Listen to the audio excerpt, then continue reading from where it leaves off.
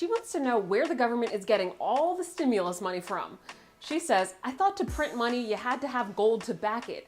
Are they just printing paper? What is the American dollar actually worth? Well, regarding the first part of your question, Gloria, the answer is not exactly.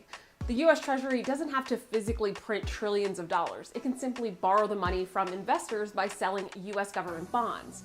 The concept of placing value on the dollar based on its conversion to gold, well, that is known as the gold standard. And in 1971, the gold standard, well, it was eliminated by President Richard Nixon. So how did we get the money for the stimulus bill?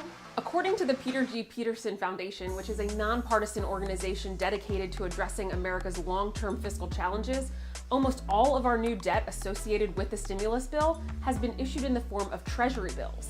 An example of that is called securities, which mature in 1 year or less. They account for 80% of the increase in debt since March 1st.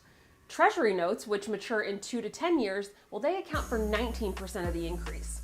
And Treasury bonds, which mature after more than 10 years, well, they combine for about 1% of the increase.